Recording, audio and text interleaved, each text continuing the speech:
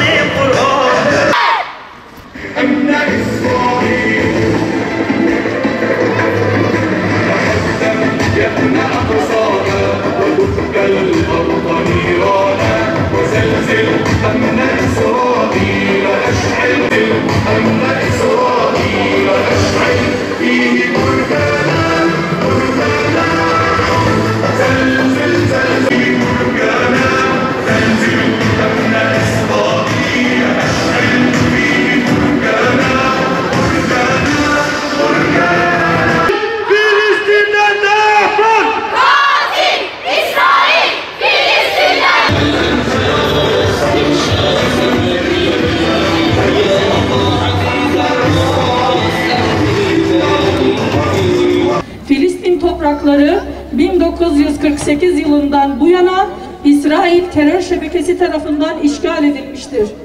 Milyonlarca Filistinli sistematik olarak zulme ve tehcire maruz bırakılmıştır. Ne insana ne de kutsala saygısı olan bu barbar Siyonist çete zulümlerinin dozunu arttırarak sürdürmektedir. Filistin şu sözde uygar dünyanın ikiyüzlülüğünü her daim ifşa etmiştir.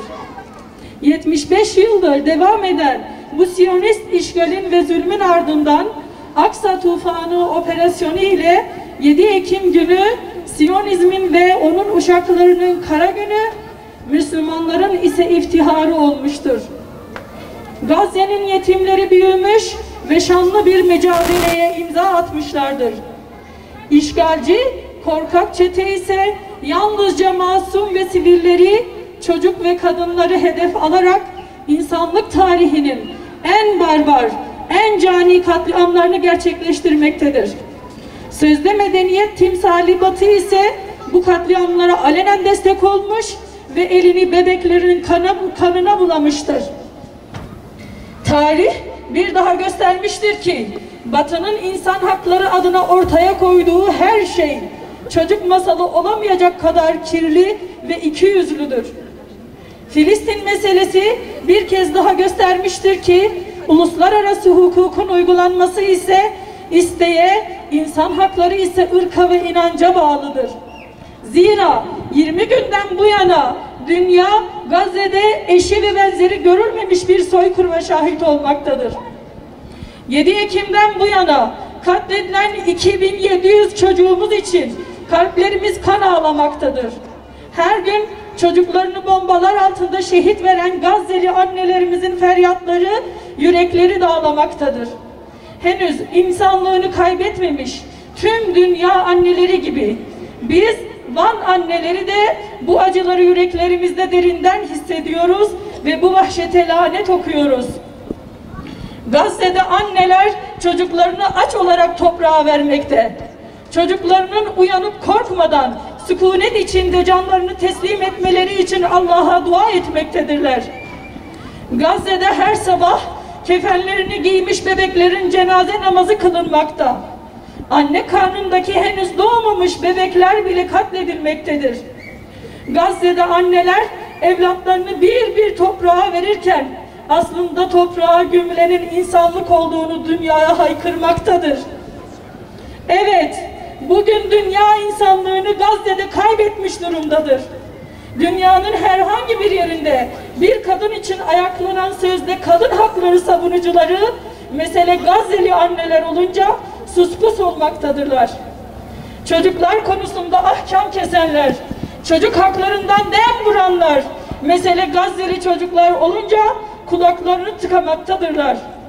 Bebekler beşiklerinde katledilirken Birleşmiş Milletler ve UNICEF kınamanın ötesine geçememektedir.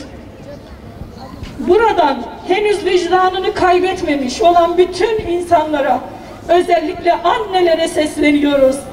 Daha ne kadar bu sessizlik devam edecek? Daha kaç annenin bedeninin çocuklarıyla birlikte parçalanmasına seyirci kalacağız? Kaç çocuk annesine son kez bakıp onu cennete uğurlayacak? Kaç tane abla, abi, kardeşine kefen almak için sıraya girecek? Kaç çocuğun adı eline, ayağına yazılacak? Kaç çocuk benimden tanınacak? Soruyoruz ey dünya, daha kaç tane çocuğun kanının akması lazım uyanman için? Buradan ilan ediyoruz ki, hangi evladının acısına yanacağını bilmeyen Gazze'li annelerin acısı, biz Van annelerinin de acısıdır. Geride evladını emanet edecek kimseyi bulamayıp, onu Allah'a emanet edip şehit olan annelerin emaneti, bizlerin emanetidir. Bizler bu emanetlere sahip çıkıp çocuklarımızı Filistin davasıyla büyüteceğiz. Evlerimize Siyonist İsrail'in silah sermayesini sağlayacak ürünleri almayacağız. Kararlılığımızla bu zulmün bir bedeli olacağını onlara göstereceğiz. Allah'ın izniyle bu mücadeleye omuz vererek tıpkı Filistinli annelerin yiğit evlatları gibi bizlerin de yetiştirdiğimiz evlatlar ümmetin gururu olacaktır biiznillah.